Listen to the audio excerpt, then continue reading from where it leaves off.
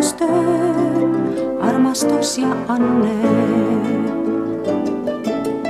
Vihavaenu mõjul hing jahtus väärtus võidus, pika vimma tume ring mõjus nagu nõidus.